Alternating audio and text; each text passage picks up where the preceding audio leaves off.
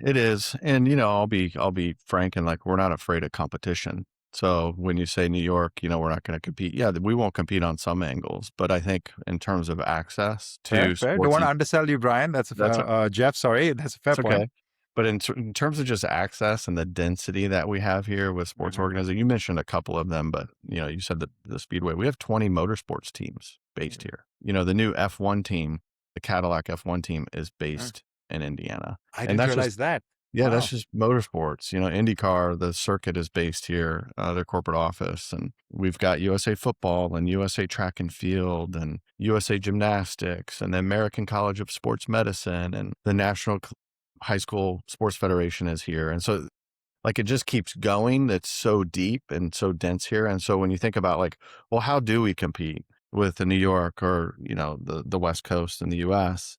And there's certain ways that we absolutely do because of access to the market. Doing business in Indiana is very different than doing business in New York or in California. And so, what we do, we're not an accelerator, we're not a co-working space. We're really ecosystem infrastructure, and we connect and convene startups and really innovative ideas and businesses to teams, whether they're professional or collegiate teams, to governing bodies, to the events. We have the NFL Combine here this week in Indy.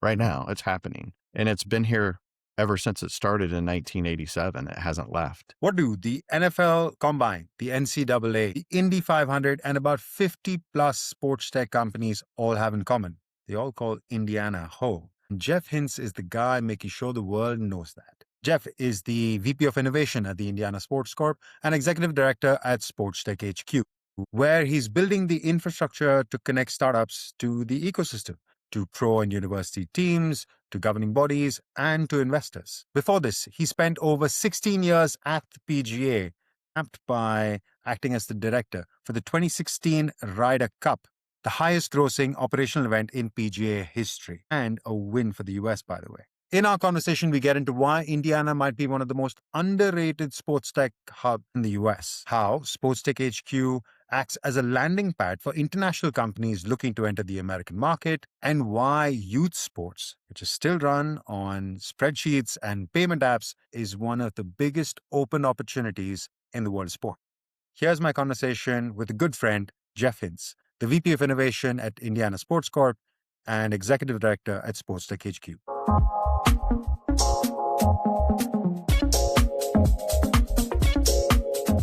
If you think you know somebody, you meet them in Berlin, they invite you to an event, you have a great time, get a couple of beers, like, hey, that's a cool guy I met, hope we catch up again. And then you Google them and you find, like, who did I just meet here? So Jeff, my team did obviously some research as I prepare for this podcast. Person of the Year in 2016, according to the Star Tribune. Now, I don't know that publication, I'll be honest, but that's a good title to have. And that comes on the back of Jeff, who was the director of the 2016 Ryder Cup, which is the highest grossing operational event PGA history, apparently to date. You can correct me on that if that is true or not.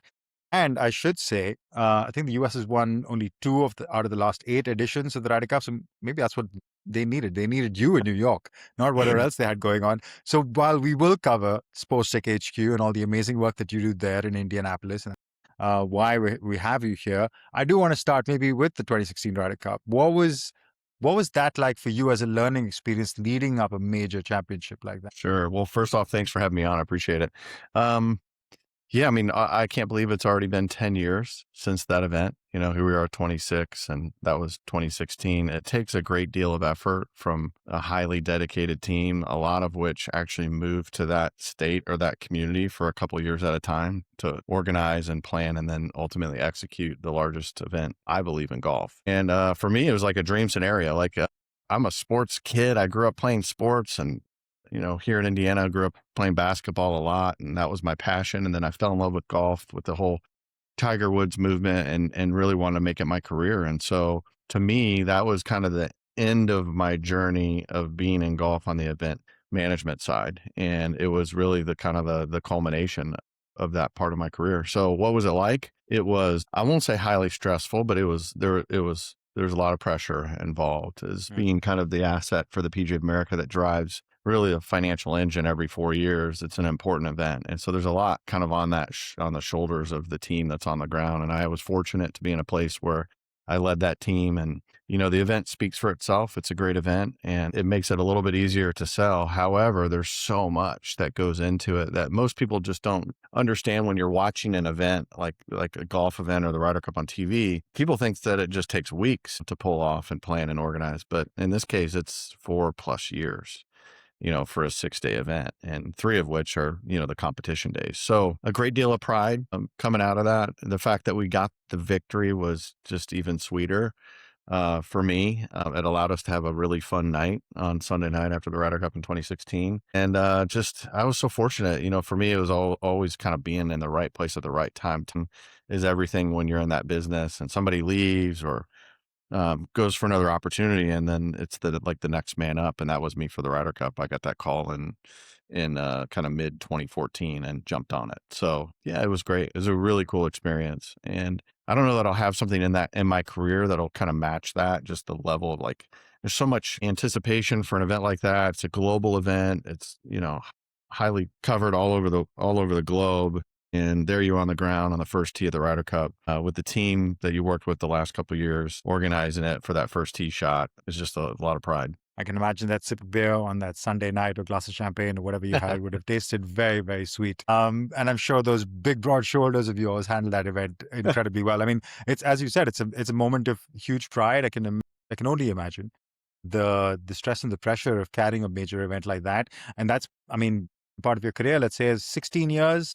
PGA vet, and then you've evolved into a few different roles, of course, in collegiate football and other things. And maybe we can, if you want to cover a bit of that, I'm happy to. Otherwise, we can dive right into everything that you're doing at Indiana Sports Corp and SportsTech HQ. Yeah, we don't need to. I'll just sum it up. Is I was a sports kid. I wanted to make sports my career. I followed my passion, which at the time when I was in school was golf. And so I just kind of set a goal for myself I wanted to be a tournament director by the time I was 30 years old on the PGA Tour for a major championship.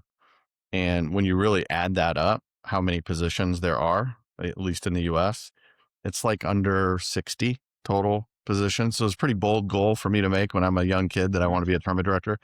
That didn't happen until I was 31. And so I missed my goal, but not by much. And then that kind of launched me into the opportunity for the Ryder Cup. So working in sports was just always something that I want to do and I was passionate about, and just, was lucky along the way. I had some really good people that helped me, and had a great experience up running a senior PGA event up in Benton Harbor, Michigan, which is the home to the brand Whirlpool Corporation, and the KitchenAid brand and Maytag. And there's just some incredible people that I was able to learn from their executive team there on activating the sponsorship that they were the presenting sponsor. So just, super fortunate. But and then my journey took me home to Indiana. So that's where I am today here, recording this, and just super happy to be home after being gone for almost 20 years. I tell people that I was on like a 20-year training mission to come back home and, bring all my learnings and elevate what we're doing here in the state of Indiana. Now, it was really a surprise for me to learn. I mean, I know Indiana is the home of basketball, the Pacers and Reggie Miller. That was the kind of basketball that I was watching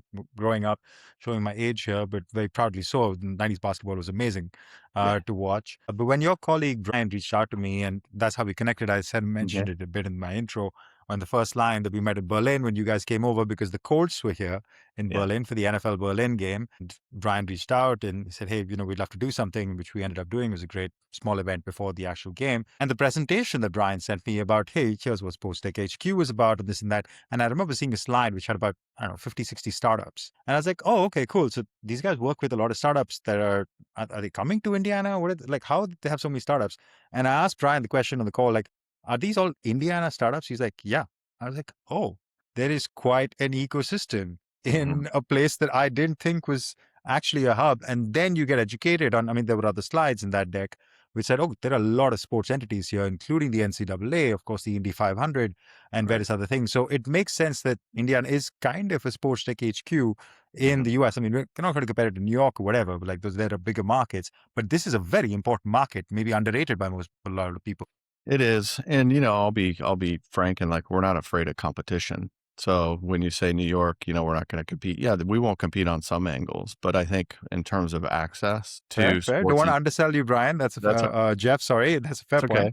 But in terms of just access and the density that we have here with sports Mhm. organizations, you mentioned a couple of them, but you said that the Speedway, we have 20 motorsports teams based here. The new F1 team, Cadillac F1 team is Mhm. based in Indiana. I And didn't that's just realize that. yeah, that's Wow. just motorsports. IndyCar, the circuit is based here, their corporate office. And we've got USA Football and USA Track and Field and USA Gymnastics and the American College of Sports Medicine and the National High School Sports Federation is here. And so like it just keeps going. It's so deep and so dense here. And so when you think about like, well, how do we compete with the New York or, the West Coast in the US? And there's certain ways that we absolutely do because of access to the market. Doing business in Indiana is very different than doing business in New York or in California. And so, what we do, we're not an accelerator, we're not a co-working space. We're really ecosystem infrastructure, and we connect and convene startups and really innovative ideas and businesses to teams, whether they're professional or collegiate teams, to governing bodies, to the events. We have the NFL Combine here this week in Indy.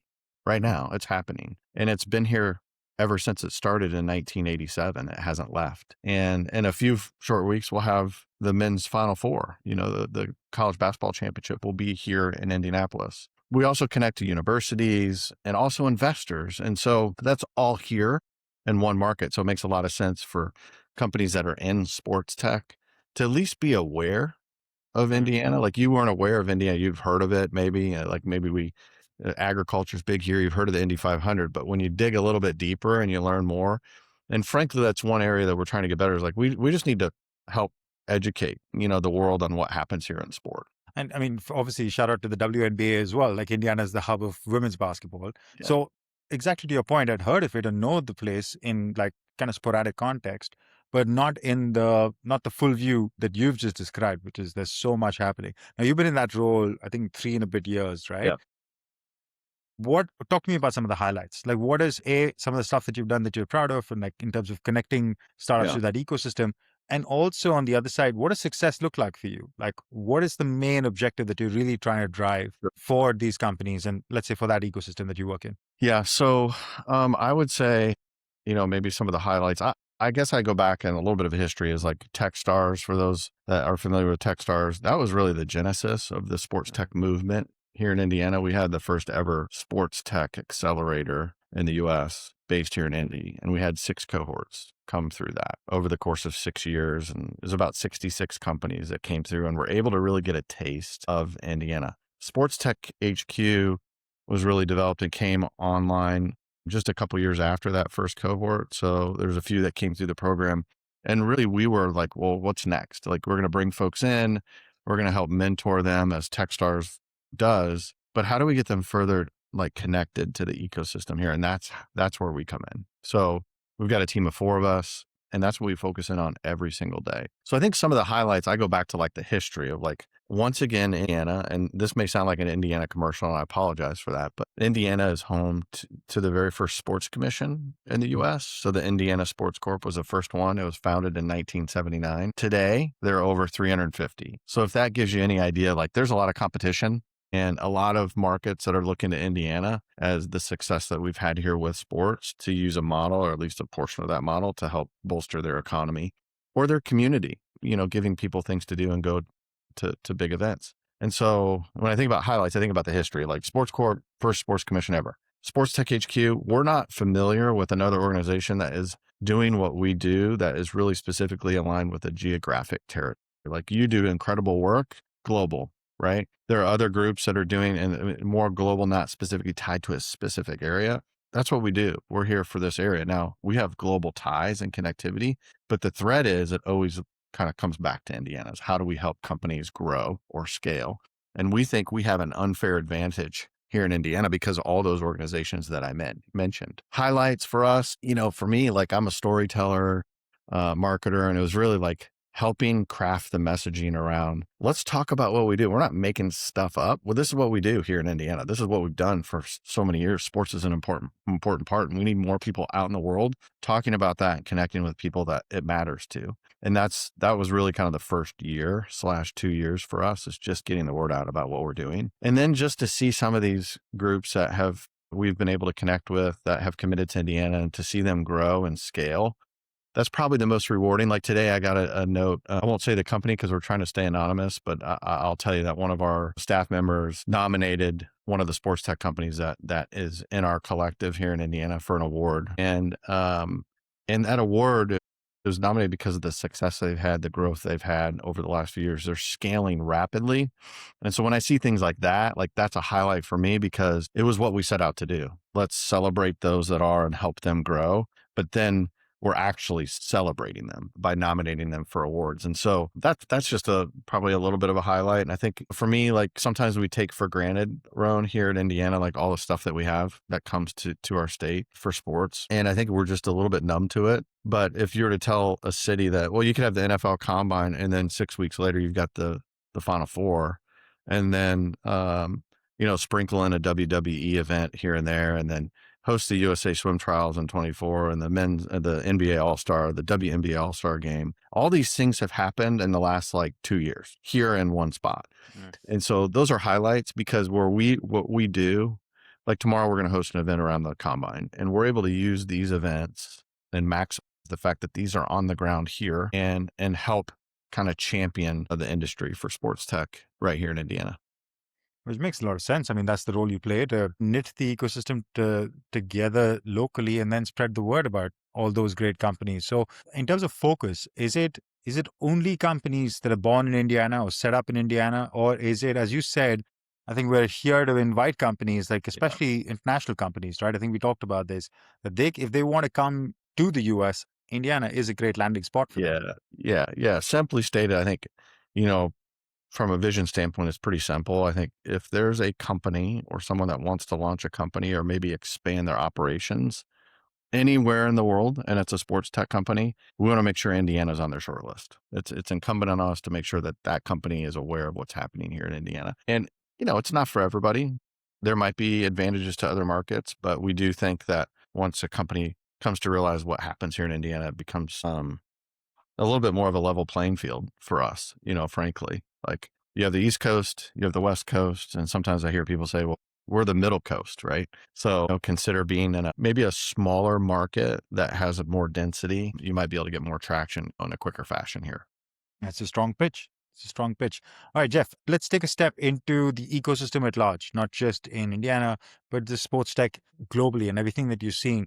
I think you're a fair person to comment on some of the trends that you're looking at and saying, hey, there's something that I really like, or there's something interesting happening there, versus maybe that one is just hype or something. Maybe a quick word on the stuff that's exciting happening in the world of sports tech in general, and then maybe specifically to your context in Indiana. Yeah. Okay. So I know you all do the data side of this. So some of this may be a little bit more subjective than maybe the take that you take, but I will say some of the things that I've seen and maybe some of the trends would be like on the athlete performance side. I think we're going to see more consolidation. I feel like that's just a trend, right? So it seems interesting. Like there are companies that have done really well because they've created platforms for companies to kind of like basically have all the intake and all the different solutions they have in one platform. So I think the ultimate is like maybe these teams just have one solution that, where we're seeing some acquisitions happen from like a Teamworks, for instance, going out and they're the team operating or the player operating system. I think we're going to see more of that. I just feel strongly about that because there's so much, and it's really hard to actively measure things if you can't manage it. And so helping them manage that with maybe a one-stop shop. I think youth sports, I always say this, I've done it for like the last 3 years. I think it's like a multi-billion-dollar industry, probably still running on spreadsheets and Venmo. And while, maybe we're 2 years past its ripe for disruption, I still think there's a lot of innovation that can come out of the fact that still runs the way it runs. And so I'm bullish on youth sports. On the data side, I don't think, everybody's going to talk about like AI, but I think it's more the decision-making that happens because of the intelligence. So kind of leaning into that, like how do you get to the decisions, not just collecting data, but how you get to actually making data-informed decisions. And then, the last one, I think something around the fan. I think just the explosion and the valuations of these teams and these brands. I think what we've seen in the last 20 years, what's happened with just the monetization of like the team brands is amazing. Like the content that has been developed around like exclusive content around teams, or like the F1 on Netflix, and all these things that are happening around just creating fandom like around the clock, around the calendar. And so what's once was you're a fan if you go to a game, you buy a ticket, and maybe you watch a game or two. Now it's you're part of this fan loyalty club. I was at an Indiana University basketball game last night, and they had a Bison drop, and it was, game worn shorts from Bison. Let me give you a little context. The Bison is officially the mascot of Indiana University. That's my alma mater. Yes, we won college football, the national championship this year, which was crazy. And I'm still like on cloud nine. I can't believe it. But they brought back a mascot, which is a big thing here in the US, as you probably know, not maybe as big in Europe. Mascots are just fun-loving characters of that team, representatives. And so IU, Indiana University, they had a mascot back in the 60s. It was a bison, and they didn't have a mascot for many, many years, and until this last year, they brought it back. So it's a bison. The bison is, a lot of people say, well, there's no bison in Indiana. Well, there was, and it's in our state flag, and there's history there. Anyways, at the game last night, I saw be a part of the Bison Club. We do Bison drops, and then you can bid on game-worn shorts. And most recently, the game-worn headset that Coach Signetti for the Indiana Hoosiers wore during the national championship game went for like $115,000. All that money then goes into NIL, name, image, and likeness, to the university, which then they can go and acquire more athletes and talent and coaching and all that. So I just think like the trend around the fandom of a team, and just it's always on. They never turn it off, whether you're interacting with them digital marketing, or it's in game, or it's you're watching a game, or even when you're at the game, that fan experience, how they enrich that. Before we continue, a quick word from us at SportsTech X. If you're building, investing, or operating in sports tech, you need to know what's moving in the global ecosystem before anyone else does. SportsTech X's Intelligence Hub gives you that edge. Over 8,000 companies, investors, events, and programs all in one place. Sign up for free. That's intelligence.sportstechx.com. And be sure to check out the show notes of this episode for a little surprise waiting for you. Now, back to the episode. I think the point that you make on youth sports is such an incredible one. Of course, it's a trend that we're seeing everywhere. And I find it incredible and fascinating, especially because we always look at the US as like, hey, that's the most developed market. And even there, you're talking about such a rich, like huge culture of sports. And even their youth sports is run on, as you said, spreadsheets and Venmo, or like whatever basic cash transfer applications. In the rest of the world, it's like, so the opportunity is tremendous. I'm all in on the youth sports stuff, and any applications or tools that are helping do that, especially in markets. Let's say, for example, I'm from India. I was just talking to another startup. I'm originally from there, startup exactly in this segment. I'm like, guys, if you can solve these kind of problems, the opportunity is huge. I do want to stay with you on the fan question though. Okay. And maybe this is not typical for this podcast, but indulge me here. There's been a lot of conversation in Europe, especially around, is there too much here? Is there too much of this exploitation or monetization, or one word, and exploitation is an active conversation. There's a movement in the Premier League, for example. It's called Stop Exploiting Fans. I don't hear that much in the US about that. There doesn't seem, or maybe I'm just not out, I'm disconnected with having an ocean in between. You don't hear so much of the fan content. Is there a conversation at all about the over-monetization or over-commercialization of fans? And how do you feel about that? I mean, the stuff that you're talking about, that memorabilia and all that, it sounds incredible. And for the fans who want it, great. But does that mean that the average fan who doesn't want it, are they getting priced out? Are they getting squeezed out? Good question. Because that is a lot of the feeling that is there in European football, for sure. Yeah, for sure. The beautiful thing about this conversation is that you're in Europe and I'm in the US, and you have insights that I don't, that you can learn from me and I can learn from you. And so that's why I love doing these types of things. One of the things I think about is, I'm going to make a pretty bold statement here. There are certain things that this does not ring true for, but just an observation from me, that I feel like trends in Europe sometimes happen sooner than what they do in the US. And so we lag here in the US. So an example of that might be fashion, like simple things like fashion. I feel like maybe we lagged a little bit in the fashion trends in the US. And I always thought it's like 10 years behind a little bit. And some of these kind of just normal industries. And so maybe what you're saying, Rowan, maybe the conversation goes around like what you're experiencing now is what we're going to experience in 10 years around the fan. It's too much. Like you're monetizing me way too much as a fan. I just want to watch the game. Yes, I'm going to buy a jersey. I'm going to go and I'm going to spend some money, but I don't need this and that. And I don't need all this. A good example of that maybe in sports is sports betting. Look, maybe some of the things that, where it's been legal to bet on sports in Europe and the UK and things like that. And maybe a little bit of the backlash that's happened in the last 5 or 10 years on, addiction and, problems that come with gambling, right? Well, we're just on the front edge of it, within the last 5 years of just it essentially being opened up here in the US. And I'm starting to sense some trends around there. You start to get some signals of like, okay, this might be too much. Like a good example, I'm at the IU basketball game last night, Indiana University. And in front of me was clearly a student at IU. So probably somebody that's not 22. And I might've been looking over his shoulder and he's actively engaged with sports betting on his phone. And there's a game happening right in front of him. And so maybe that's just maybe one signal to me that I see that we're distracted. The monetization, at least on the sports gaming side, it's almost like preying on, is concerning.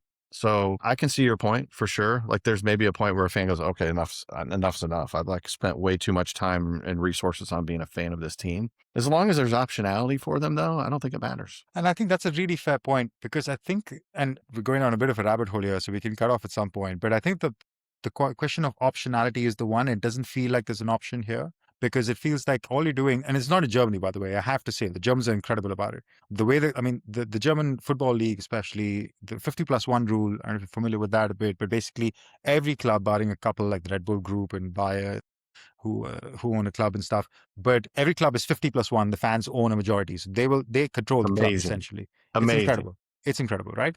Which is why you'll never have all the Americans and Chinese and back in the days, the Russian owners of all these clubs or in the Middle Eastern owners. It'll never happen in Germany. But in England, it's certainly happening. In Spain, the whole Super League conversation comes from this core idea. Like, how do we catch up? How do we keep up with this huge behemoth of monetization that happens in the Premier League? And that gulf keeps getting wider and wider. But while in England, the fandom is clearly saying, hey, all you care about is the international fan who shows up once a year to fill up in the club store, spend hundreds and thousands of pounds and euros, and then they go away. Well, my €1,000 season ticket is no longer valuable because you'll make that money on one seat. Yeah. And not just that, then it's broadcasting and this and that and that. And so they're really feeling that I don't have an option to support my team anymore because I am getting priced out. That's the side, as you said, maybe it's not something for the US for now. But keep going there because the Colts played in Berlin, right?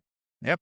And where are the markets that the NFL is trying to capitalize on? Yeah. And what about the NBA, the global games? And so it's maybe similar. It's just maybe lagging a little bit. Now it's really taking off with the American sports leagues, kind of planting a stake in the ground in these certain markets for those team brands. And then how does that impact the local fan? So a local Colts fan who normally buys a season ticket package and gets access to however many games now has one less game. Yeah, exactly. Right. So it's very similar. Yeah. And this is the idea. We're talking about expanding leagues and making it global and stuff, but are we losing the local fan? Yeah. Are we, and the one of the fan shows that I watched called The Overlap. It's a great show by Gary Neville's ex-Man United player and stuff. And one of the things that the fans talk about is that, hey, all the international fans come here because of the atmosphere that we provide in the stadium. It's the local fans who create the product. Like we've seen what sports looks like without fans, and it's not fun. You're piping in artificial sound and cheering and all that kind of stuff, and that still is crap. Like it's the fans who really make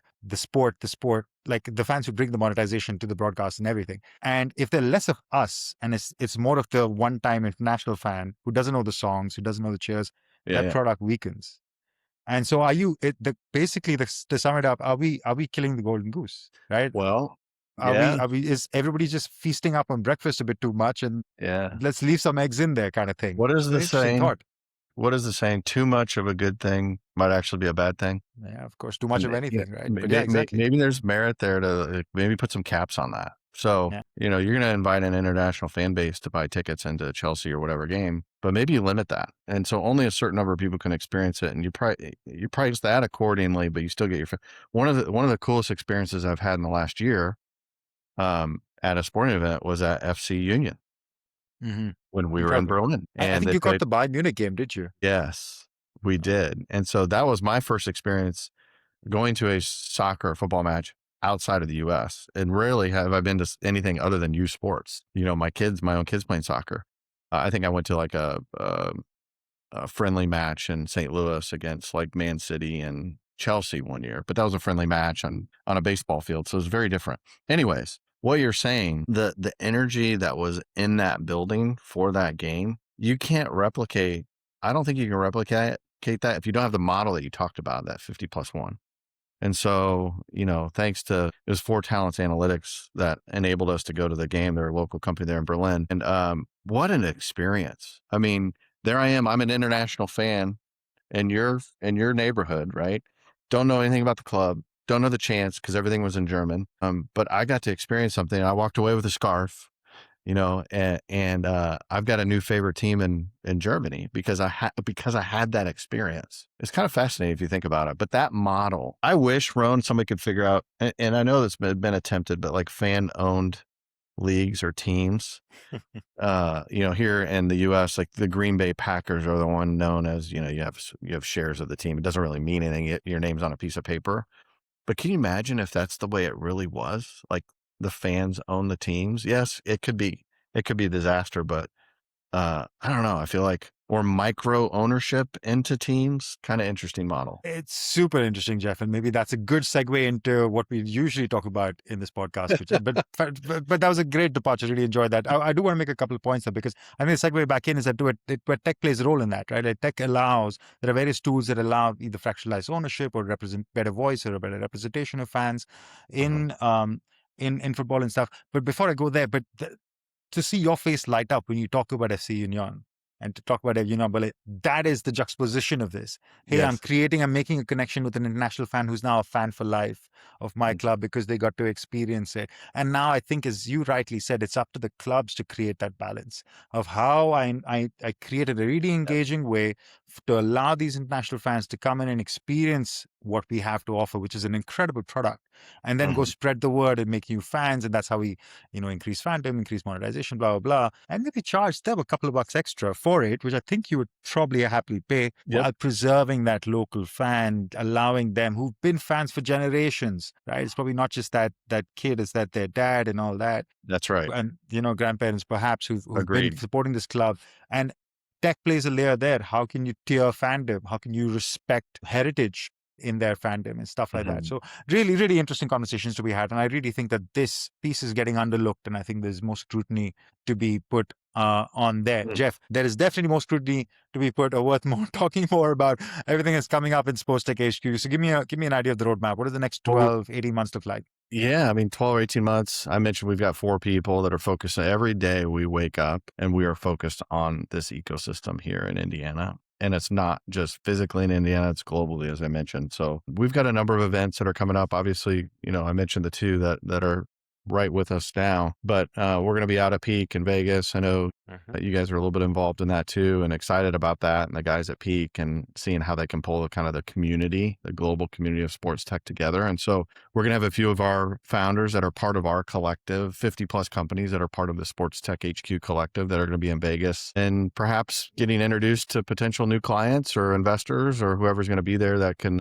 benefit from their technology. So that's in April. We're excited about April, what's coming. And then we've got really our year this year is pretty front loaded. We do a fair amount of travel and to go out in the world and get the word out. So we've got a partnership too with a few organizations that will be executing innovation summits around, or showcases as we call it. So we will be doing one during the Final Four, the Friday before the Saturday games. That summit is in partnership with the NCAA, Warner Brothers Discovery. Mark Cuban is speaking in the morning at that event, all around AI and sports. And then we're going to be running the afternoon section. That's going to really focus, on sports tech proper. And we're going to allow a few founders to be showcased during that event. And those are things we live for, is like, let's use these big events to help get the word out about the companies that are kind of in our stratosphere. And so, yeah, it's hard for me to not think about events when you ask me what you're excited about, because that's what I've done. And, being able to plug in around those events, it's really important to the strategy. And to your point, if in SportsTech HQ is mission in a lot of ways is to bring people together. That's what events do, right? So Yeah. it makes a lot of sense that plugs in. And yes, of course, looking forward to seeing you at peak, where we're partners and longtime supporters of that event. I have to say, I'm not really looking forward to going back to Vegas particularly, but I am looking forward to seeing a bunch of people, familiar faces and new ones. So yeah. Do you go to CES, Ron? Do you go to CES? No. Yeah. I've only been to Vegas once before. Okay. It was fine. I had a decent time. It was a friend's wedding, bachelor party. We did all that. We had a good time.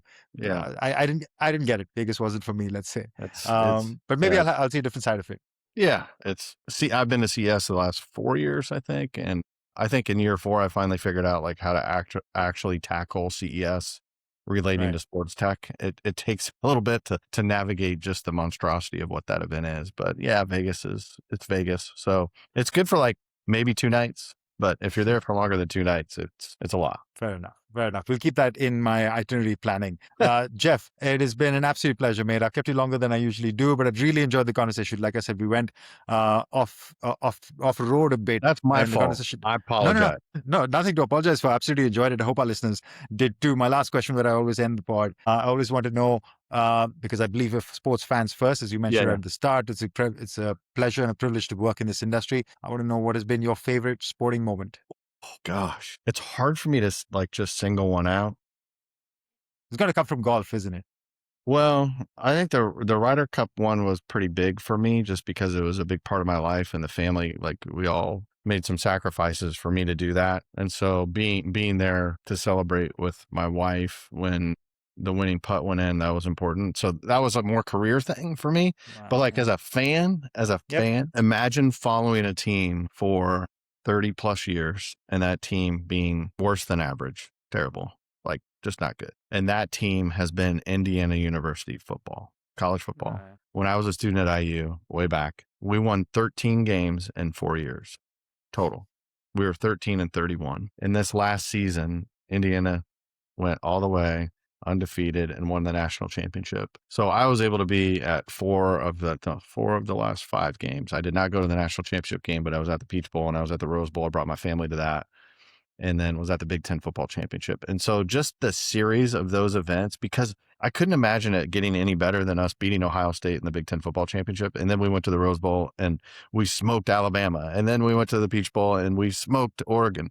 Like, that to me as a fan, when you're an alumni of a university and you have so much pride in being an alumni, you spent 4 years of your life, it feels like home, and you almost kind of feel like you owe something back to the university. And I've interacted with them a lot over the years. And then sports, which is my passion. So when you combine like a passion of sports and being a fan with your alumni and you win it all, it doesn't get better than that. So I'd say this year, probably most recently, would be IU winning the national championship game. That is a mega moment. And especially as it sounds like you followed them through those wins and you're there on the field, in the stands and they're watching it. I was definitely in the stands, Ron. I was not on the field. But the most important thing, I was there. Like, I was in Pasadena at the Rose Bowl with my family. And we got to share that moment. And for me, like, it's sports, right? We create memories and experiences. So as long as we do that, it's going to be, in my opinion, better than anything else. In a world where this thing dominates our lives, take a break and look up and surround yourself with your family at like this iconic venue, and your team wins. Like, it doesn't get any better than that. I was walking down the street today and I read a sign. Berlin has this culture of people hanging signs up from outside their home. And it basically read, do more things in your life which make you forget to check your phone. And it sounds like that's what exactly that was. Amen. And you're like, wish more moments in your life like that, Jeff, and more moments like mine. I'm going to go check some footage. I'm sure there's some footage of you streaking the field, running around somewhere, celebrating we're going to have to go check it. Jeff, it's been an absolute pleasure, mate. Thank you for joining us. Thanks for having me. All right, guys, that's a wrap for another episode. Really, really good one. Enjoy that conversation. See you guys next week. That's a wrap on this episode of the SportsTech AllStars podcast. If this conversation gave you something, a new angle, a name to follow, a deal to think about, please share it with someone in your network who needs to hear it. If you're listening on Spotify or Apple, a quick rating takes a few seconds and helps more people find the show. If you're not on our weekly newsletter yet, fix that at newsletter.sportstechx.com to join 20,000 other sports business leaders. For deeper intel on sports innovation, investment, and where capital is moving in sports, head to sportstechx.com or follow us on socials, on our LinkedIn. Subscribe to us on YouTube, Spotify, or Apple Podcasts so that the next conversation finds you. See you in the next one.